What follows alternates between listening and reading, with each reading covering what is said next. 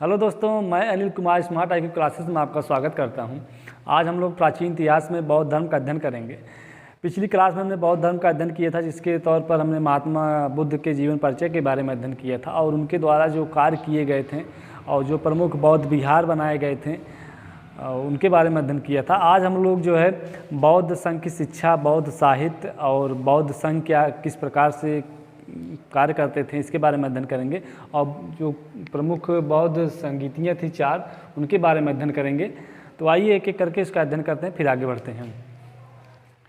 सबसे पहले हम लोग बौद्ध धर्म की शिक्षाओं का अध्ययन करेंगे। बौद्ध धर्म की शिक्षा के तौर पर हम लोग इनके जो 4 आर्य सत्य हैं उसके बारे में अध्ययन करेंगे, फिर अष्टांगिक मार्ग के बारे में अध्ययन करेंगे, फिर मध्यम मार्ग क्या था उसके बारे में अध्ययन करेंगे, फिर पंचशील सिद्धांत क्या था और 10शील सिद्धांत क्या था इसके बारे में अध्ययन करेंगे।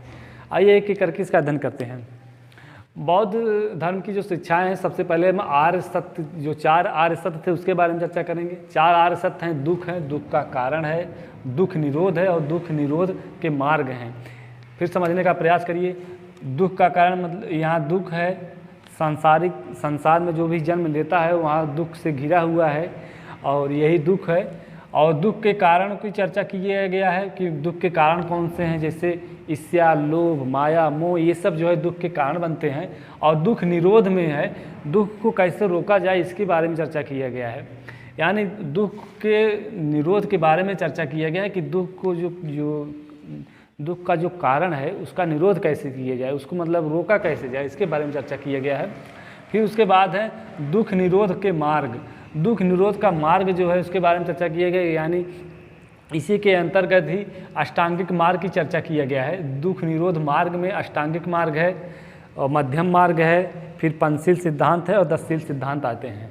फिर समझने का प्रयास करिए। 4 आर्य सत्य हैं। 4 आर्य सत्य में दुख है, दुख का कारण है, दुख होता है और दुख के कारण होते हैं। दुख के कारण में ईर्ष्या, मोह, माया, मोह, ईर्ष्या, लोभ, माया, मोह ये सब आते हैं। और दुख निरोध में जो ईर्ष्या हो रही है, माया, मोह ये सब क्यों हो रहा है, इसका कारण के बारे में चर्चा किया गया है।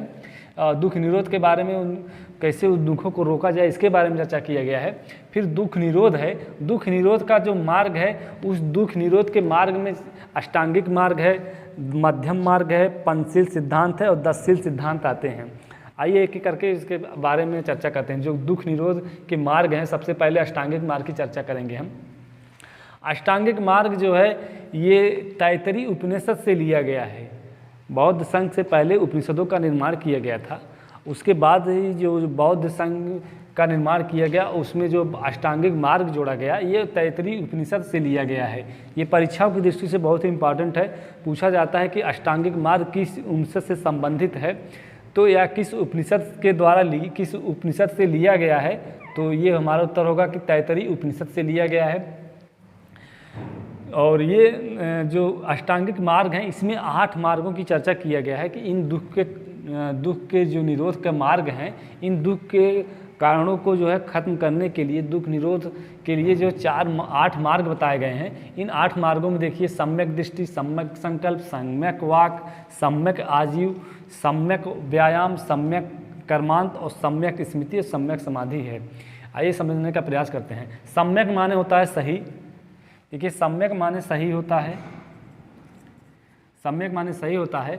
और इसको जो है देखिए सम्यक दृष्टि यानी सही दृष्टि, सम्यक संकल्प यानी सही संकल्प, सम्यक वाक यानी सही बोलना या सही ढंग से जो है हर किसी से सही ढंग से बातचीत करना, सम्यक आजीव सही ढंग से रहना, और सम्यक व्यायाम सही ढंग से अपने कर्तव्यों का पालन करना, आगे बढ़ना, इसकी भी चर्चा किया गया है। सम्यक कर्मांत सही ढंग से कर्तव्य का पालन करिए अपना। सम्यक स्मृति सही ढंग से अपनी सोच को रखिए, जो आपके मन में जो गलत विचार हैं उन विचारों को दूर करिए, सही स्मृति है। सम्यक समाधि है, इसके बारे में चर्चा किया गया है। अष्टांगिक मार्ग में 8 मार्गों की चर्चा किया गया है। ये 8 मार्ग जो है तैतरी उपनिषद से लिए गए हैं। आइए आगे बढ़ते हैं। फिर मध्यम मार्ग है। मध्यम मार्ग में एक होता है साधारण मार्ग, एक होता है मध्यम मार्ग और एक होता है अतिशय मार्ग। तो पहले साधारण मार्ग होता है, फिर मध्यम मार्ग, फिर अतिशय मार्ग होता है। इन दोनों मार्ग, साधारण मार्ग और अतिशय मार्ग के बीच में मध्यम मार्ग होता है। इसको जो है मध्यम मार्ग के नाम से जाना जाता है। देखिए इसका समझने का प्रयास करिए। जैसे दुख हुआ, दुख का कारण है, ये जो है निराशावादी हैं। और फिर दुख निरोध और दुख के निरोध के मार्ग ये आशावादी होते हैं। ये दोनों है निराशावादी में आएंगे और ये जो है आशावादी में आएंगे। अगर इन दोनों के बीच के मार्ग को देखा जाए तो ये दोनों के बीच के मार्ग को मध्यम मार्ग कहा जाता है। ये तो एक सिद्धांत है और हर कार्यों में जो है मध्यम मार्ग को अपनाया गया है बौद्ध धर्म में। तो यहाँ कहने का मतलब ये दुख और दुख का कारण जो होता है ये निराशावादी का परिचय दे रहा है, और दुख निरोध और दुख के निरोध का मार्ग ये आशावादी की भावनाओं को प्रकट कर रहा है। इन दोनों के बीच के मार्ग को मध्यम मार्ग कहा जा रहा है। आइए आगे बढ़ते हैं। तो यहाँ हमने समझा कि साधारण मार्ग और अतिशय मार्ग के बीच में एक मार्ग निकाला जा रहा है। एक रास्ता जो है जीवन को सुखी रहने के लिए एक रास्ता निकाला जा रहा है, इसी को जो है मध्यम मार्ग का नाम दिया गया है। फिर उसके बाद आते हैं पंचशील सिद्धांत या पंचशील सिद्धांत या पंचशील मार्ग भी कहते हैं इसे। पंचशील सिद्धांत में देखिए 5 सिद्धांत दिए गए हैं: सत्य, अहिंसा, अस्तेय, अपरिग्रह, ब्रह्मचर्य। 5 सिद्धांत दिए गए हैं। 5 सिद्धांतों के बारे में देखिए। सत्य बोलना चाहिए, अहिंसा की भावना रहना चाहिए, अस्तेय यानी चोरी नहीं करना चाहिए, अपरिग्रह यानी मतलब कि ज़्यादा धन संग्रह नहीं करना चाहिए, अपरिग्रह मतलब ब्रह्मचर्य का पालन करना चाहिए। फिर समझिएगा, प्रयास करिए। पंचशील सिद्धांत में 5 सिद्धांत दिए गए हैं: सत्य, अहिंसा, अस्तेय, अपरिग्रह और ब्रह्मचर्य। सत्य बोलना, अहिंसा के मार्ग पर चलना, अस्तेय मतलब चोरी नहीं करना, अपरिग्रह माने ज़्यादा धन संग्रह नहीं करना, आवश्यकता से अधिक धन को संग्रह नहीं करना है, और ब्रह्मचर्य का पालन करना है। फिर उसके बाद 10शील सिद्धांत आते हैं। 10शील सिद्धांत में शारीरिक सुखों की बात किया गया है, यानी भौतिक सुखों की बात किया गया है, जिससे कि दोपहर के बाद इसमें 5 सिद्धांत, ये 5 सिद्धांत और ये 10 जो 5 सिद्धांत हैं, ये 5 सिद्धांतों को लेकर के 10शील सिद्धांत का निर्माण किया गया है। इसमें 5 सिद्धांत और जोड़ देंगे तो ये 10शील सिद्धांत बन जाता है। जैसे इसमें जो है 10शील सिद्धांत में कहा गया है कि दोपहर के बाद भोजन नहीं करना, और नरम बिस्तर पर नहीं सोना है, और इसी प्रकार से कई शारीरिक सुखों की बात किया गया है। तो उनको जो है त्यागना है। शारीरिक सुखों की मतलब कि बहुत ज़्यादा न तो कष्ट में रहिए न तो बहुत ज़्यादा सुख में रहिए, इन दोनों के मध्य की बात किया गया है। इसी को शारीरिक सुख या भौतिक सुख की बात किया गया है। यहाँ पे 10शील सिद्धांत हो गया है। तो हमने यहाँ समझा शिक्षाओं के तौर पर, शिक्षा के तौर पर हमने देखा कि जो 4 आर्य सत्य हैं, इन 4 आर्य सत्यों में इन 4 आर्य सत्य हैं, और जिसमें दुख है, दुख का कारण है, दुख निरोध है, दुख निरोध के मार्ग हैं। उसके बाद जो दुख निरोध का मार्ग है, यानी जो दुख के कारणों को दूर करने का जो मार्ग है, इसको दूर करने के लिए मार्ग बताए गए हैं, जिसमें अष्टांगिक मार्ग है, मध्यम मार्ग है, पंचशील सिद्धांत है और 10शील सिद्धांत आते हैं। तो अष्टांगिक मार्ग को जो है तैत्तरीय उपनिषद से लिया गया है, और इसके अंतर्गत 8 मार्ग बताए गए हैं, जैसे सम्यक दृष्टि, सम्यक संकल्प, सम्यक वाक, सम्यक आजीव, सम्यक व्यायाम, सम्यक कर्मांत, सम्यक स्मृति और सम्यक समाधि।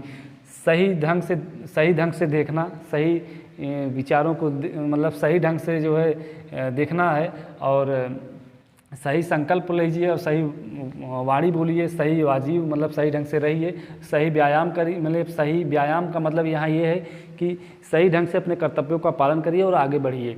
सही कर्मांत, सही कार्य करिए, सही स्मृति, अपने स्मृति में अच्छे विचारों को रखिए, और सही समाधि, सम्यक समाधि यानी सही समाधि लेना की बात कर रहे हैं यहाँ पे। तो यहाँ पर अष्टांगिक मार्ग हो गया हमारा। और फिर आगे बढ़ते हैं मध्यम मार्ग। मध्यम मार्ग में साधारण मार्ग और अतिशय मार्ग के बीच के जो एक मार्ग निकाला गया उसे मध्यम मार्ग कहा गया है। पंचशील सिद्धांत दिए गए हैं। पंचशील सिद्धांत में 5 सिद्धांत हैं, जिसमें सत्य, अहिंसा, अस्तेय, अपरिग्रह, ब्रह्मचर्य हैं। ये सब परीक्षाओं के लिए बहुत ही इंपॉर्टेंट होते हैं। और 10शील सिद्धांत है जो शारीरिक सुखों की बात किया करता है। तो परीक्षा की दृष्टि से बहुत ही इम्पॉर्टेंट आज का क्लास है। यहाँ से परीक्षाओं में अक्सर प्रश्न बनते हैं, तो यहाँ से बनते हैं, और इसे बहुत ध्यान से देखिएगा और समझने का प्रयास करिए। उसके बाद हम पढ़ते हैं चैत्य, जो संस्थाएं बनाई गई थी, जो बौद्ध धर्म की जो संस्थाएं थी उसके किस नाम से जाना जाता था। देखिए, एक चैत्य है, स्तूप है और विहार, 3 प्रकार के स्थानों का नाम दिया गया है। 3 प्रकार के संस्थान थे बौद्ध संघ के अंतर्गत, जिसे चैत्य, स्तूप और विहार के नाम से जाना जाता था। चैत्य को जो है पूजा स्थल कहा जाता था, और स्तूप का मतलब होता है कि जहाँ पर मृत के अवशेष को रखा जाता था उसे स्तूप कहा जाता था। जैसे सांची का स्तूप है, सांची के स्तूप में देखेंगे तो जो स्तूप बना हुआ है उसके ऊपर कुछ इस प्रकार की आकृति है। जो ये आकृति बनी है ऊपर, इसी में जो है बौद्ध धर्म के जो प्रमुख गुरु रहे हैं, बौद्ध धर्म के जो प्रमुख लोग रहे हैं, उनके अवशेषों को जो है, यानी उनकी जो राख है उस राख को यहाँ पर रखा गया है। तो इसी को जो है कहा गया है कि मृत्यु के अवशेष उसमें रखे जाते हैं बौद्ध स्तूप में।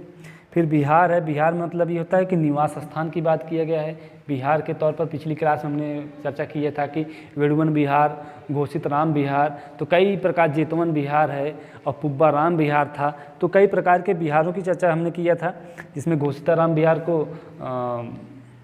उदयन ने भेंट दिया था और वेड़ुवन बिहार को बिंबिसार ने दिया था और जेतवन बिहार एक व्यापारी ने दिया था। तो इसी प्रकार से जो है हमने यहाँ चैत्य, स्तूप और बिहार के अंतरों को समझा है। चैत्य का मतलब होता है पूजा स्थल, जहाँ पूजा का घर होता है।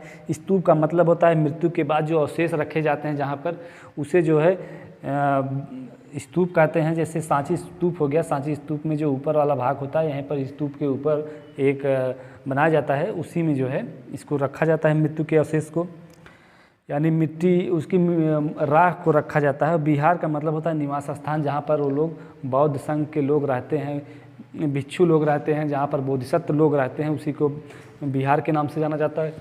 आइए हम आगे बढ़ते हैं, बौद्ध संघ के बारे में चर्चा करते हैं। बौद्ध संघ की स्थापना जो है महात्मा बुद्ध ने किया था, सारनाथ में उन्होंने इसकी स्थापना किया था। और इसकी स्थापना जो है जब उन्हें ज्ञान की प्राप्ति हुई बोध गया में, उसके बाद ये आते हैं सारनाथ। सारनाथ में जो 5 ब्राह्मण भाई थे, वो जैसे अंज थे, असीज थे, वप्पा थे और भादिया और कौंडिन्य, 5 ब्राह्मण भाइयों को इन्होंने शिक्षा दिया। और शिक्षा के दौरान ही जो है वहाँ पर एक संकल्प लिया गया और बौद्ध संघ की वहाँ स्थापना किए थे। तो सारनाथ में इसकी स्थापना किया गया। सारनाथ को जो है मृगदाव या ऋषिपट्टनम के भी नाम से जाना जाता है। आइए इसके बारे में चर्चा करते हैं। बौद्ध संघ की स्थापना महात्मा बुद्ध ने किया था और सारनाथ में इसकी स्थापना किए थे। ये पूछा भी जाता है कि बौद्ध संघ की स्थापना किसने किया था, तो बौद्ध संघ की स्थापना महात्मा बुद्ध ने किया था।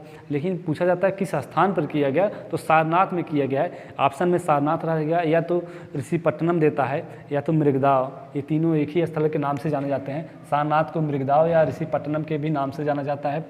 आइए उसके बारे में और चर्चा करते हैं हम।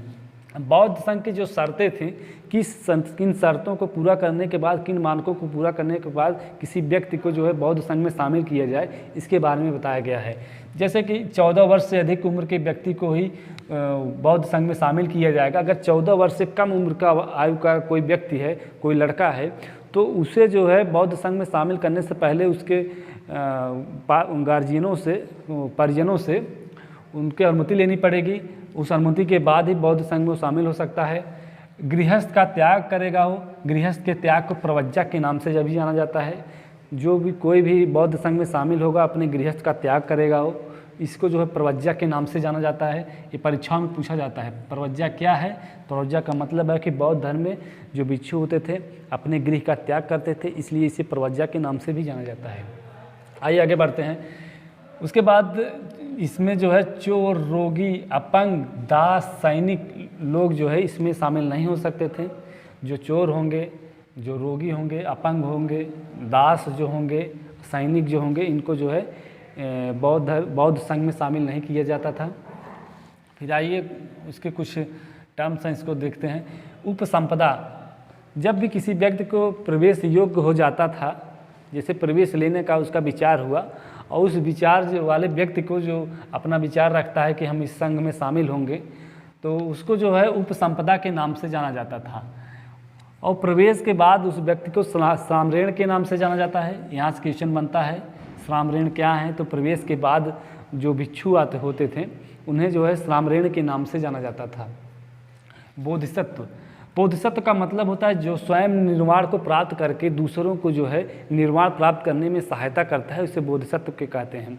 देखिए, निर्वाण का मतलब ये होता है कि ज्ञान की प्राप्ति होने के बाद उसको जो है निर्वाण कहा जाता है। जैसे महात्मा बुद्ध जो है बोधगया में जंभिक ग्राम में जब पीपल के वृक्ष के नीचे जब उन्हें ज्ञान की प्राप्ति हुई थी, तो उस पूरी प्रक्रिया को जो है निर्वाण के नाम से जाना जाता है। तो वहीं पर जो है बोधिसत्व यानी उन्हें बोधिसत्व को प्राप्ति की, और इसीलिए जो है बोधिसत्व नाम दिया गया है। जो स्वयं निर्वाण को प्राप्त करके दूसरों को जो है निर्वाण प्राप्त करने में सहायता करता है, उसे जो है बोधिसत्व का नाम से जाना जाता है। ये बोधिसत्व जो होते थे, ये 5 साल बौद्ध संघ में रहने के बाद जो है इनके अंतर्गत वो मैच्योरिटी आती थी, और उसके बाद वो बोधिसत्व के नाम से जाने जाते थे। ये बौद्ध संघ जो कार्य इसकी प्रणाली थी, गणतंत्रात्मक व्यवस्था के तहत इसकी कार्य पद्धति थी। जैसे कि कुछ भी निर्णय लेना होता था तो बौद्ध संघ में जो बोधिसत्व होते थे, बोधिसत्व जो लोग होते थे, उनको जो है उनके विचारों को जो समझा जाता था, उनके जो विचार होते थे वोटिंग की जाती थी, और इसको जो है गणतंत्रात्मक व्यवस्था कहते हैं कि सभी के विचारों के बाद ही किसी चीज़ पर निर्णय लेते थे। इसे को गणतंत्रात्मक व्यवस्था के नाम से भी जाना जाता है। त्रिरत्न, यहाँ पर त्रिरत्न की भी पूछा जाता है कि त्रिरत्न किस संघ से संबंधित है, तो ये जो है बौद्ध संघ से संबंधित है। त्रिरत्न यानी बौद्ध धर्म से संबंधित है। इसमें है बुद्ध है, धम्म है और संघ। बुद्ध, धम्म और संघ। धम्म मतलब धर्म होता है, और बुद्ध का मतलब बुद्ध, धर्म और संघ की बात किया गया है। त्रिरत्न मतलब बुद्ध, धम्म और संघ को इसमें शामिल किया गया है। फिर आगे बढ़ते हैं, आइए फिर बौद्ध संघ के बारे में चर्चा करते हैं, फिर आगे बढ़ते हैं। देखिए, बौद्ध संघ का मतलब ये होता है कि जो जहाँ पर बोधिसत्व से प्राप्त लोग रहते थे, जिसमें कोई भी व्यक्ति उसमें अगर शामिल होना चाहता था तो उसको शामिल करते थे, और निर्वाण प्राप्ति करने तक उसकी सहायता करते थे और उसे भिक्षु बनाते थे। तो बौद्ध संघ की स्थापना जो है महात्मा बुद्ध ने किया था, सारनाथ में किया था, यानी ऋषिपट्टनम या मृगदाव में किया था इसकी स्थापना। इनकी जो शर्तें थे, 14 वर्ष से अधिक उसकी उम्र होनी चाहिए, और गृह त्याग करके वो व्यक्ति आएगा, और गृह त्यागने के बाद उसे प्रवज्जा के नाम से यही जाना जाता है। जो प्रवज्जा से प्राप्त व्यक्ति होगा, जब बौद्ध संघ में अपने प्रवेश की विचार को जो है वहाँ बौद्ध संघ में शामिल होने का रखेगा, तो इसे जो है उपसंपदा के नाम से जाना जाता है। प्रवेश के योग्य व्यक्ति को जो उपसंपदा कहेंगे। इसमें चोर, रोगी, अपंग, दास और सैनिक लोग इसमें नहीं आएंगे। सामरेण वो होता है जिसमें प्रवेश के बाद जो कोई भी व्यक्ति इस बौद्ध संघ में शामिल हो जाता था, उसको जो है सामरेण के नाम से जाना जाता था। बोधिसत्व का मतलब होता है जो कोई भी व्यक्ति निर्वाण की प्राप्ति कर लेता था, यानी उसको ज्ञान हो जाता था, उसको ज्ञान प्राप्ति के बाद और दूसरे किसी व्यक्ति को जो है निर्वाण प्राप्त करने में सहायता करता था, उसे बोधिसत्व के नाम से जाना जाता था। ये पूरी बौद्ध संघ जो है गणतंत्रात्मक व्यवस्था के तहत कार्य करती थी।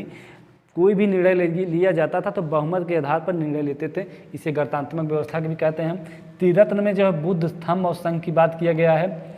बौद्ध धर्म की मान्यता, देखिए बौद्ध धर्म पूरा निश्चयवादी था। ये लोग नास्तिक लोग थे। बौद्ध धर्म की जब स्थापना किया गया था तो ये नास्तिक के विचारधारा के तहत किया गया था। जब पूरा जो है वेदों और कर्मकांडों से जो है गलत तरीके से जो है पूरी समाज में फैल चुका था, तो उन कर्मकांडों को विरोध करने के लिए ही नास्तिक संप्रदाय की उत्पत्ति हुई थी। उन नास्तिक संप्रदायों से संबंधित था बौद्ध धर्म। इसलिए जो है बौद्ध धर्म की जो मान्यता थी अनिश्वरवादी थी। ये लोग ईश्वर को नहीं मानते थे। फिर यह मूर्ति पूजा का विरोधी करते थे। यहाँ से हमेशा प्रश्न बनता है, इस पूरे टर्म को समझने का प्रयास करिएगा। बौद्ध धर्म जो है अनिश्वरवादी होते थे, ये ईश्वर को नहीं मानते थे, ये मूर्ति पूजा का विरोध करते थे। और फिर आगे बढ़िए, ये अनात्मवादी थे, ये आत्मा में विश्वास नहीं करते थे। ये कर्मवादी थे, ये कर्म पर विश्वास करते थे, आत्मा पर विश्वास नहीं करते थे। वेदों और कर्मकांडों का विरोध करते थे।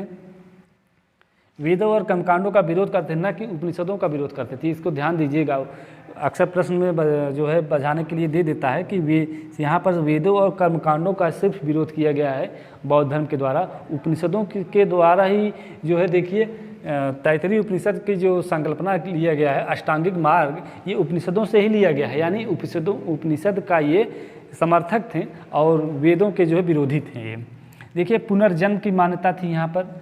ये पुनर्जन्म को मानते थे और पुनर्जन्म की मान्यता का जो साक्ष्य, जैसे कि जो बौद्ध धर्म की जो जातक कथा है उसमें उनका प्रमाण मिलता है कि बौद्ध धर्म की जो बुद्ध के पुनर्जन्म के बारे में बात किया गया है। तो यहाँ पर पुनर्जन्म की मान्यता थी। आइए फिर समझने का प्रयास करते हैं, क्योंकि यहाँ ये पॉइंट जो है परीक्षा की दृष्टि से बहुत ही इंपॉर्टेंट है। बौद्ध धर्म की जो मान्यता थी अनिश्वरवादी थी। ये लोग ईश्वर को नहीं मानते थे, मूर्ति पूजा का विरोध करते थे, अनात्मवादी थे, आत्मा पर विश्वास नहीं करते थे, कर्मवादी थे, कर्म पर ही विश्वास करते थे, वेदों और कर्मकांडों का विरोध करते थे और पुनर्जन्म की मान्यता थी। इनके अंदर पुनर्जन्म की मान्यता थी। यहाँ पर समझने का प्रयास करिएगा। ये पुनर्जन्म पर विश्वास करते थे, लेकिन जो है अनात्मवादी यानी आत्मा पर विश्वास नहीं करते थे। यहाँ पर अक्सर परीक्षाओं में जो है प्रश्न जो है थोड़ा से घुमाकर जब देगा तो यहाँ अक्सर कन्फ्यूजन होता है कि अनात्मवादी थे यानी आत्मा पर विश्वास नहीं करते थे, लेकिन पुनर्जन्म की मान्यताओं पर विश्वास करते थे। ये आगे बढ़ते हैं। इसको में जो है 3 पिटक की बात किया गया है, त्रिपिटक की बात किया गया है। त्रिपिटक की जो भाषा थी पाली भाषा में दिया गया है। ये त्रिपिटक जो है पाली भाषा में थी, लिख लीजिए कहीं पे आप लोग, ये पाली भाषा में थी। त्रिपिटक जो है पाली भाषा में इसका निर्माण किया गया था। इसमें 3 पिटक हैं, सुत्त पिटक, विनय पिटक और अभिधम्म पिटक। सुत्त पिटक और विनय पिटक की संकल्पना जो है निर्माण जो है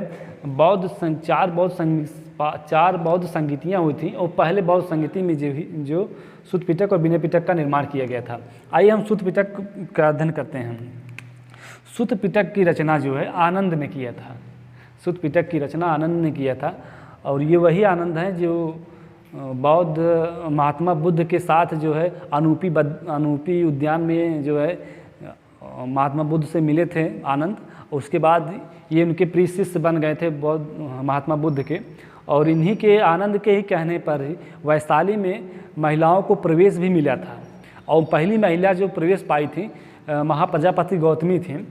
तो वही भी आनंद हैं। ये सुत्त पिटक की रचना जो है आनंद ने किया था। आनंद जो है सुत्त पिटक की रचनाकार जो है आनंद है और बुद्ध के द्वारा दिए गए उपदेशों का संग्रह है। ये विनय पिटक जो है जो बुद्ध के जो उपदेश दिए गए हैं उन उपदेशों का एक जगह जो है इनको जो इकट्ठा करके इनका संग्रह बनाया गया है। तो इसको जो है सुत्त पिटक के नाम से जाना जाता है। तो इसकी रचना जो है आनंद ने किया है। ये बहुत ही इंपॉर्टेंट है। सुत्त पिटक पूछा जाता है कि सुत्त पिटक किससे संबंधित है, तो वहाँ पर तो बुद्ध के द्वारा दिए गए उपदेशों का एक संग्रह है सुत्त पिटक। उसके बाद आगे बढ़िए। सुत्त पिटक में जो बौद्ध धर्म के इसको जो है बौद्ध धर्म का शब्दकोश भी कहा जाता है। पूछेगा प्रश्न कि बौद्ध संघ का शब्दकोश किसे कहा जाता है, तो सुत्त पिटक को जो है बौद्ध संघ का विश्व शब्दकोश कहा जाता है। ये अंगुत्तर निकाय के भी इनमें जो है 5 निकायों की चर्चा किया गया है। 5 निकायों में 2 निकाय जो है बहुत महत्वपूर्ण हैं। आइए उसके बारे में चर्चा करते हैं। यहाँ निकाय की जैसे अंगुत्तर निकाय है, संयुक्त निकाय है और दीर्घ निकाय है। कई निकाय थे, 5 निकाय हैं इसमें। 5 निकायों में जो प्रश्न पूछे जाते हैं वही इन्हीं की चर्चा हम करेंगे। एक अंगुत्तर निकाय है और दूसरा संयुक्त निकाय है और एक और निकाय दीर्घ निकाय। दीर्घ निकाय का बहुत नहीं था तो यहाँ पर उसकी चर्चा नहीं करेंगे हम। अंगुत्तर निकाय के बारे में चर्चा करते हैं। अंगुत्तर निकाय में 16 महाजनपदों की चर्चा किया गया है। हमने जब महाजनपदों की अध्ययन कर रहे थे तो वहाँ बताया था कि बौद्ध धर्म के अंगुत्तर निकाय और जैन धर्म के भगवती सूत्र में 16 महाजनपदों की चर्चा किया गया है। उन्हीं अंगुत्तर निकायों में 16 महाजनपदों की चर्चा किया गया है। और पूछा जाता है कि अंगुत्तर निकाय में 16 महाजनपदों की चर्चा कहाँ किस निकाय में किया गया है, तो अंगुत्तर निकाय में किया गया है। फिर आगे बढ़ते हैं संयुक्त निकाय। संयुक्त निकाय में जो अष्टांगिक मार्ग है और धम्मचक्र प्रवर्तक की बात किया गया है। अष्टांगिक मार्ग यही अष्टांगिक मार्ग है जो दुख के निरोध करने का एक मार्ग है। इसी को अष्टांगिक मार्ग के नाम से जाना जाता है। अष्टांगिक मार्ग को तैत्तिरीय उपनिषद से लिया गया है। तो संयुक्त निकाय में जो है अष्टांगिक मार्ग है और धम्मचक्र प्रवर्तक की बात किया गया। धम्मचक्र प्रवर्तक का मतलब ये है जब महात्मा बुद्ध ज्ञान प्राप्ति के बाद सारनाथ पहुँचते हैं और सारनाथ पहुंचने के दौरान बौद्ध संघ की स्थापना करते हैं और बौद्ध संघ की स्थापना के बाद ही वो 5 ब्राह्मण भाइयों को उपदेश देते हैं। उसको धम्मचक्र प्रवर्तक के नाम से जाना जाता है। उन्हीं की चर्चा किया गया है यहाँ पर। अष्टांगिक मार्ग और धम्मचक्र प्रवर्तक की बात किया गया है यहाँ पर। फिर जातक कथा। जातक कथा में बुद्ध के पुनर्जन्म की चर्चा किया गया है। देखिए हमने बौद्ध धर्म की मान्यताओं में पढ़ा था कि पुनर्जन्म की मान्यता थी। यहाँ पर जातक कथा में जो है बुद्ध के पुनर्जन्म की चर्चा भी किया गया है। तो आइए फिर समझने का प्रयास करते हैं। सुत्त पिटक परीक्षा के लिए बहुत ही इंपॉर्टेंट होता है, ये ध्यान से देखिएगा। इसकी रचना जो है आनंद ने किया है और इसके यहाँ बुद्ध जातक सुत्त पिटक की जो संकल्पना है, यहाँ पर बुद्ध द्वारा दिए गए सारे उपदेशों का एक जगह इकट्ठा करके जो संग्रह बनाया गया है उसको जो सुत्त पिटक के नाम से जाना जाता है। सुत्त पिटक को जो है बुद्ध बौद्ध धर्म का शब्दकोश के भी नाम से जाना जाता है और इसमें जो है अंगुत्तर निकाय, संयुक्त निकाय, दीर्घ निकाय, कई प्रकार के 5 निकाय हैं। इसमें 5 निकायों में 2 निकाय बहुत महत्वपूर्ण हैं जो अक्सर परीक्षाओं में प्रश्न पूछे जाते हैं। ये सुत्त पिटक के ही अंतर्गत आता है दीर्घ अंगुत्तर निकाय, सुत्त पिटक के अंतर्गत आता है संयुक्त निकाय।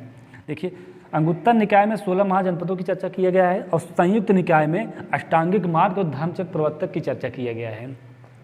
जातक कथा की जो है चर्चा भी संयुक्त निकाय में किया गया है। संयुक्त निकाय के अंतर्गत ही सुत्त पिटक के अंतर्गत ही जातक कथाओं की चर्चा किया गया, जिसमें बुद्ध के पुनर्जन्म की चर्चा किया गया है। विनय पिटक, आइए हम आगे बढ़ते हैं विनय पिटक की तरफ। विनय पिटक की रचना जो है उपाली ने किया था और इसमें जो है संघ के नियमों की संग्रह किया गया। जो संघ के नियम बनाए थे महात्मा बुद्ध ने, उन संघ के नियमों को जो है इसमें रखा गया है और इन संघ के नियमों को संग्रहित किया गया है। तो संघ के नियमों का संग्रह है विनय पिटक और सुत्त पिटक में बुद्ध के द्वारा दिए गए उपदेशों का संग्रह है। आइए आगे बढ़ते हैं। अभिधम पिटक, अभिधम पिटक की रचना जो है मुगलपुत्तिस ने किया था। इसके रचनाकार मुगलपुत्तिस हैं और ये अभिधम पिटक की रचना जो है तीसरे बौद्ध समिति में हुई थी। तीसरे बौद्ध समिति यानी जब शासक अशोक थे, उस समय अशोक के समय ही मुगल तिपुस ने जो है अभिधम पिटक की रचना किए थे। और बुद्ध इसमें जो है अभिधम पिटक में बुद्ध के दार्शनिक विचारों का वर्णन किया गया है। बुद्ध के जो दार्शनिक विचार थे उसको जो है वर्णन किया गया है। तो पूछता है कि अभिधम पिटक किससे संबंधित है, तो दार्शनिक विचारों से संबंधित है बुद्ध के। फिर आगे बढ़ते हैं। बौद्ध संगीतियाँ जो बनाई गई हैं, 4 बौद्ध संगीतियाँ हुई थी और 4 बौद्ध संगीतियों में प्रथम, द्वितीय, तृतीय और चतुर्थ के नाम से जाना जाता है इसे। प्रथम बौद्ध संगीति के बारे में आइए चर्चा करते हैं। प्रथम बौद्ध संगीति की रचना जो है प्रथम बौद्ध संगीति जब हुई थी 483 ईस्वी में हुई थी, 483 ईसा पूर्व में हुई थी। यानी जिस वर्ष महात्मा बुद्ध की मृत्यु हुई थी उसी वर्ष जो है प्रथम बौद्ध संगीति की हुई थी। और उस प्रथम बौद्ध संगीति का जो स्थान था राजगिरी में हुआ था।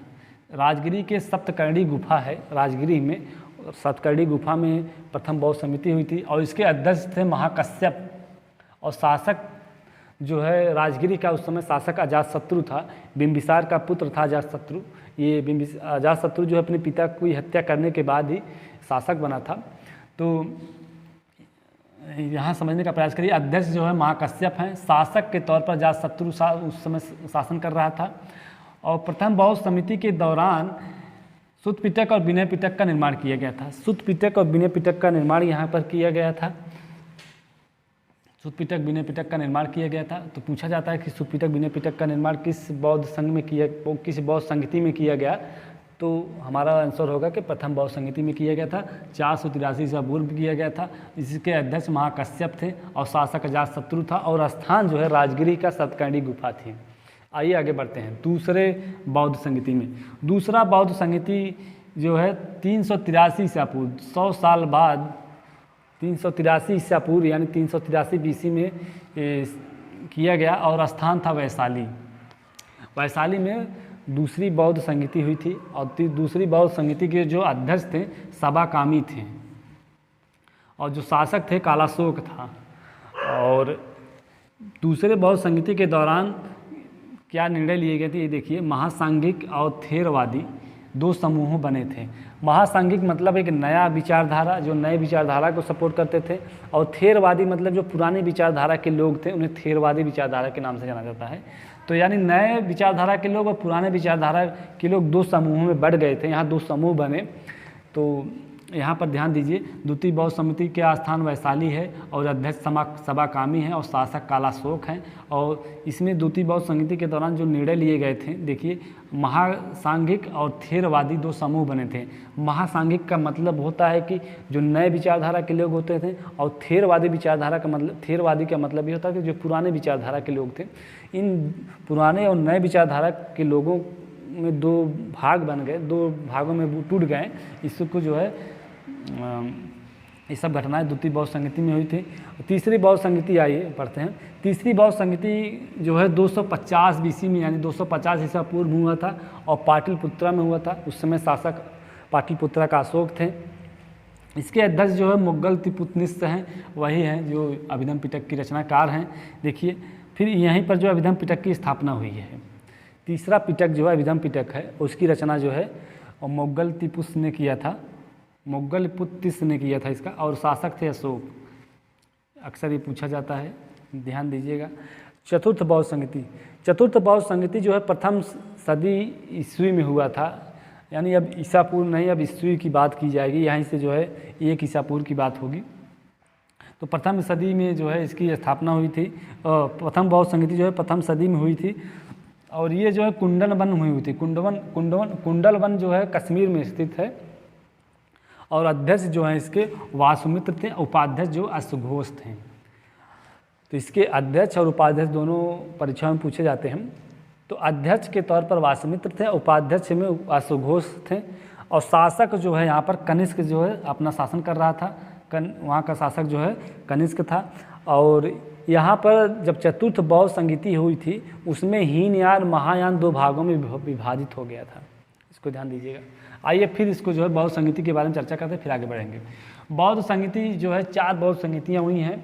इन 4 बौद्ध संगतियों में प्रथम बौद्ध संगति जो है इसका स्थान राजगिरी है। अध्यक्ष महाकश्यप थे और शासक अजातशत्रु था। और इस प्रथम बौद्ध संगति के दौरान सुत्त पिटक विनय पिटक का निर्माण किया गया था। सुत्त पिटक विनय पिटक का निर्माण किया गया था, जिसमें सुत्त पिटक में जो है बुद्ध के विचारों का संग्रह है, विनय पिटक में संघ के नियमों का संग्रह किया गया है। द्वितीय बौद्ध संगति पढ़ते हैं। द्वितीय बौद्ध संगति का जो स्थान है वैशाली है। वैशाली में ये किया गया था, और इस द्वितीय बौद्ध संगति के जो अध्यक्ष थे वो सभाकामी थे, और शासक उस समय कालाशोक था। और इसमें जो है महासांगिक और थेरवादी 2 समूहों में ये बौद्ध संघ बटा था, जिसमें महासांगिक मतलब ये नए विचारधारा के लोग, और थेरवादी मतलब पुराने विचारधारा के लोग। तृतीय बौद्ध संगति की बात करते हैं। तृतीय बौद्ध संगति पाटलिपुत्रा में हुआ है, और इसके अध्यक्ष जो है मुगल तिपुतनिस हैं, और शासक अशोक थे। इसमें अभिधम्म पिटक की रचना किया गया है यहाँ पे। चतुर्थ बौद्ध समिति में आते हैं। चतुर्थ बौद्ध समिति प्रथम सदी में हुआ है, कुंडलवन में हुआ था। ये अंतिम बौद्ध समिति है, और अध्यक्ष इसके वासुमित्र थे, उपाध्यक्ष अश्वघोष थे। शासक जो है यहाँ पर कनिष्क थे उस समय, और हीनयान महायान 2 भागों में यहाँ विभाजित होता है। आइए उसके बाद हम हीनयान महायान के बारे में चर्चा करेंगे। उसके पहले देखिए एक ट्रिक समझ जाइए आप लोग। जैसे राजगिरी, पहला बौद्ध समिति राजगिरी, दूसरा बौद्ध समिति वैशाली, तीसरी बौद्ध समिति पाटलिपुत्रा, चौथी कुंडलवन। तो इसको जो है याद करने का एक ट्रिक है। देखिए इसको जो है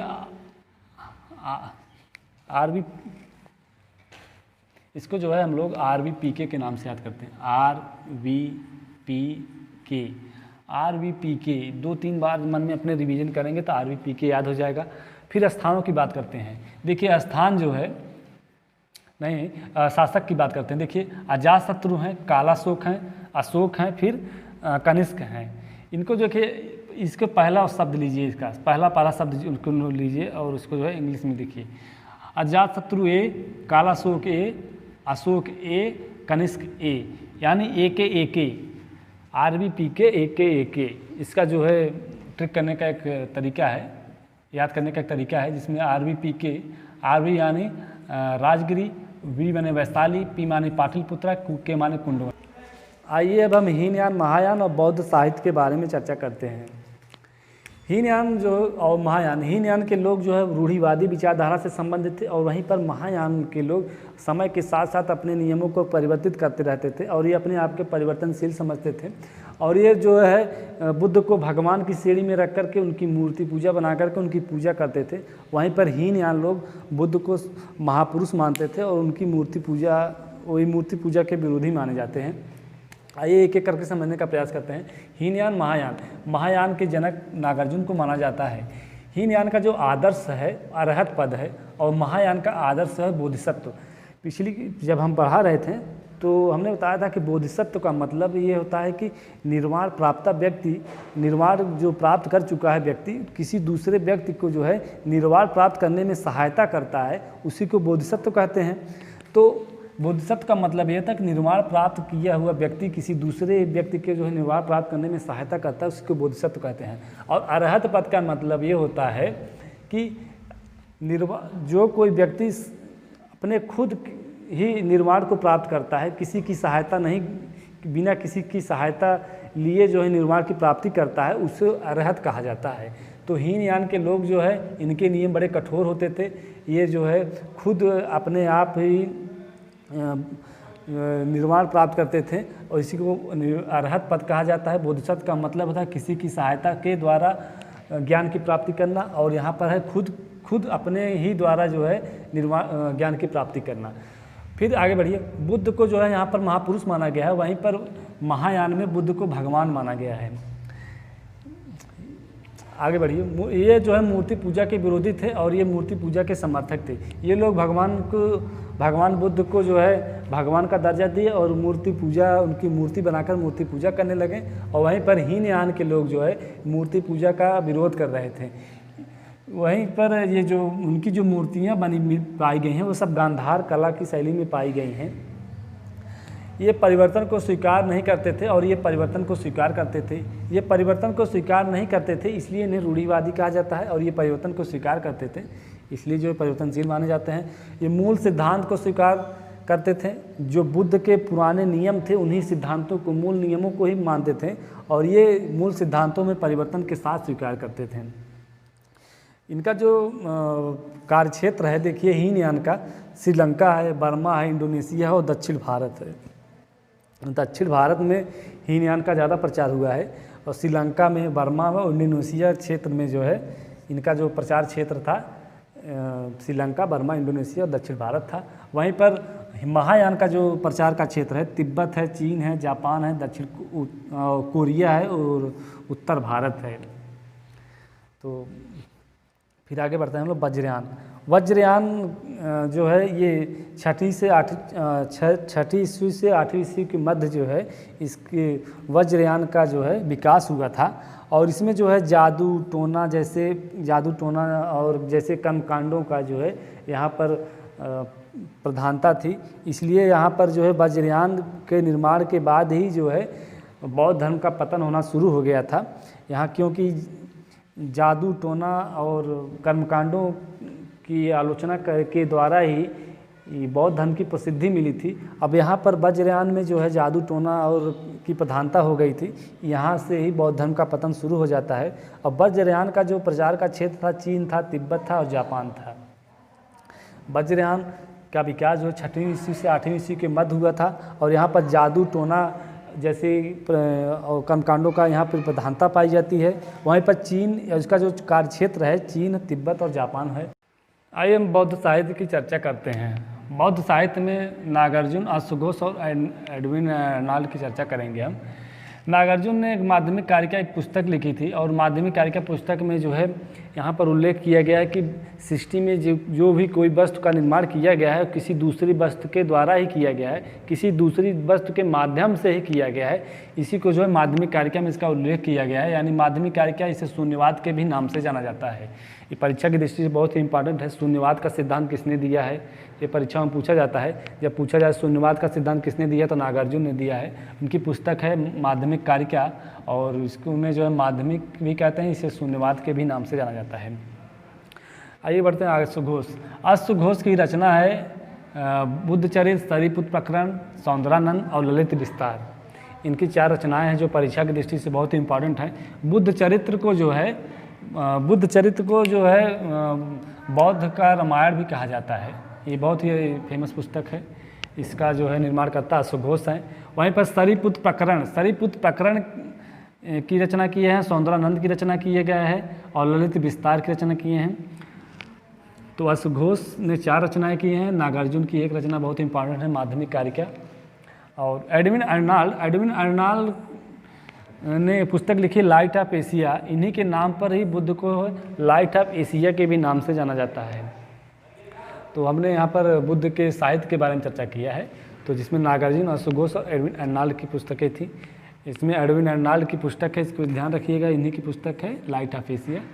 तो दोस्तों अगर आपको ये वीडियो पसंद आता है तो आप इसे लाइक करें, सब्सक्राइब करें, और लाइक करने से आपके लाइक से मुझे मोटिवेशन मिलेगा और इस कार्य को करने में मुझे और आनंद आएगा, उस कार्य को मैं और अच्छे तरीके से करूँगा।